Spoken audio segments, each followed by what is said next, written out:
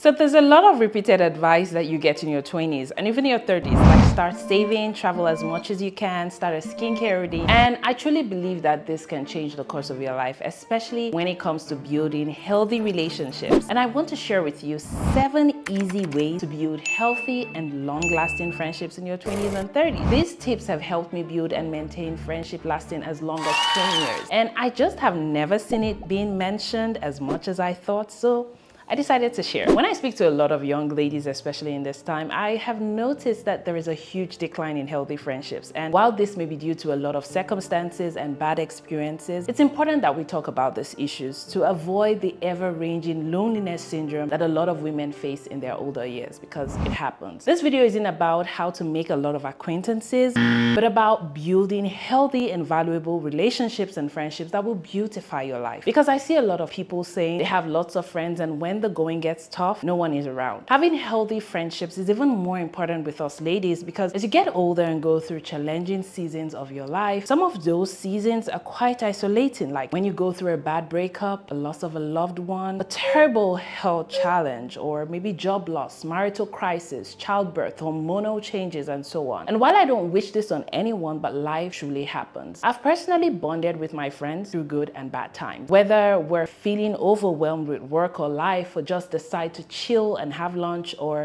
call out a fault and put each other in check, or maybe give advice through a tough season, or just praying for each other, I am truly a believer of friendships. And yes, I know there are a lot of professionals that could help you through tough times, but having a solid friend through the seasons can help you navigate them faster and easier. You'll never know the power of a hug, or just someone who can sit in the silence with you, or listen when you need to be heard. How much more even when you get someone that can pray with you and pray for you. I like how the Bible puts it: if either of them falls down, one can help the other up. But pity anyone who falls down and no one is there to help them up. From the initial scope of creation, God's intention has never been for anyone to be lonely. Even before, Eve was created, God had communed with Adam and saw that he needed, and gave him Eve. God spoke about friendships. He said, "You are my friends if you do as I command." So I believe that God is interested in our relationships and friendships. Having laid this foundation, if you're in your 20s, which is a decade of exploration, you get to have new jobs, go to new cities, have a ton of personal growth. It's a perfect time to make friends when you're figuring out who you are and what you want in life. So having friends that's good friends can make this time much more richer. They're the ones who hype you up when you're doubting yourself. They share in your wins. They pick you up when life throws a curveball. Think about this. Even research has shown that healthy friendships can boost your mental health, help you manage stress, and even increase your lifespan. Who doesn't want to live long? But here's the thing, not all friendships are created equal, because the Bible also says bad company corrupts good manners. So let's break down what makes a friendship truly healthy. Even though we loosely use the term friend, here are some key qualities to look out for when choosing your friends. Number 1, mutual respect. A true friend respects your boundaries, values, and who you are as a person. It's a two-way street. You respect them, they respect you. You're not afraid to be your authentic self around them. They're not afraid to be themselves around you. Support and encouragement. When I have wins in my life, my friends are usually the first to know. When I have losses, they're also on top of my list. Those friends who make you feel like you can conquer the world? Keep them close. Healthy friendships are built on genuine support. It's about being there for each other without jealousy or resentment or judgment. If you feel uncomfortable with telling them the good things that are happening in your life, maybe you have outgrown that friendship. On the other hand, if you're scared to also tell them the losses that have happened, that is also a red flag. Think about open communication. This is a huge factor, and communication is a key to thriving friendship. Being able to talk about how you're feeling, walk through conflicts and share openly without fear of being misunderstood is a must. You should be able to communicate without harsh words, without insults, without tearing the other person down, and most importantly, it shouldn't be one-sided. Like, how are you the only one reaching out, calling, texting, checking up? That's not normal, my friend. Trust and loyalty. This is a long-term character trait to look for in a person. Trust doesn't come overnight. It's built through little moments of reliability and loyalty. Maybe you share an important detail with them and you hear it somewhere else. You now know that this person isn't trustworthy. This, unfortunately, is common with us ladies. One quarrel and you have secrets flying around. Don't be that friend. The best friends are the ones who, even after a tough disagreement, they always have your back. Now, let's get into how to actually cultivate these types of friendship. Number one, you have to be intentional. This might sound basic, but you have to be intentional with your time and energy. The quality of your friendship often outweighs the quantity. You know, instead of spreading yourself thin with a huge circle, invest in deep, meaningful relationships. Take time to grow them, build them, invest in them. And that leads me to the next point: show up. Remember that building a strong relationship or friendship isn't a one-time effort. Show up for friends even when it's inconvenient. It could be as easy as checking on them or having a quick lunch. Be a good listener. Have you ever left a conversation feeling like you didn't share anything about yourself or the situation,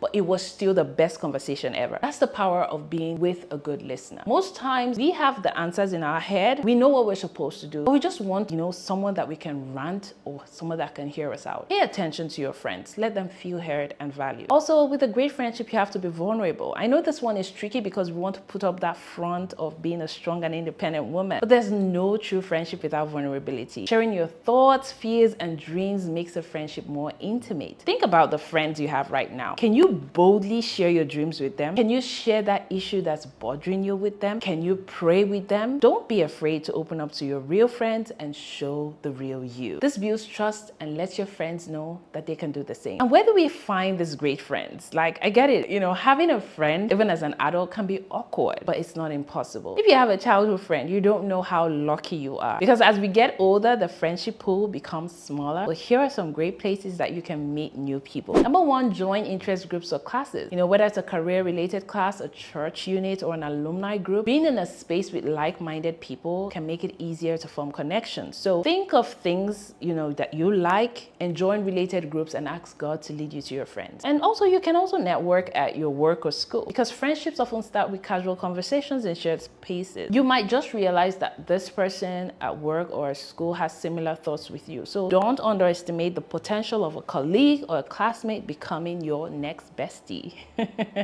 Volunteer. Getting involved in your community or at church can help you connect with people who have the same values and passions that you have. So after programs, don't run straight home. Strike a conversation, collect someone's number, be bold and audacious. Also, you can try online communities, because social media now can be a great tool to find friends with similar interests. But I would say with that, you should just try to transition those connections to real life meetups when you can. But be very discerning with this one and give it a lot of time. At this point, I also want to remind us that all friendships are not going to be healthy, and that's okay. Because I've had friendships that ended badly. I've had to apologize so that they don't end sorely. But what's important is recognizing when it's time to step back. So here are some red flags to look out for. See one-sided friendships, run away. Because I mentioned earlier that, but I need to say this again. If you're the one that's constantly reaching out, putting in all the effort, it might be time to reassess that relationship. Next, stay away from constant drama. You see, if your friendship feels more like African magic with constant conflicts and drama, that's a big red flag. There's nothing cute about constantly quarreling. All that toxic rubbish is rubbish. Toxic is toxic. Now, lack of support. If you have any friend that isn't happy for your successes or dismisses, your struggles, any negative energy, don't try to play it down. If they always talk about your weaknesses constantly, let them go. Negative energy. You know how you're just around certain people and you feel drained? You don't need that. If you always feel anxious or less confident after hanging out with someone, it's a sign that something is off. Now, for some of us, we have a few great friends, but life gets busy. Work, relationships, personal goals, you name it. How do you keep this friendship strong? Here are some tips. First, stay in touch regularly. It doesn't always have to be dramatic. It can be a quick call, a WhatsApp voice note, sharing a funny reel or a meme that reminds you of them. That can just keep the connection alive. Celebrate the small stuff. Don't just show up for the big life events. Birthdays are great, but also celebrate the little wins too. Your friend landed a new job, or they passed an exam, or they finally hit a milestone. That's a good time to boost them up. Be forgiving. This is the hardest part, but remember that everyone is human and life gets messy. So if you have a friend that maybe misses a hangout or forgets to show up, show a little grace and understanding. Try to understand the situation before making assumptions. Also, you can create new traditions. I have this tradition, a lunch tradition with my friends. So whether it's monthly or bi-monthly, we just, hang out. It helps to maintain bonds. Adapt to change. Your 20s,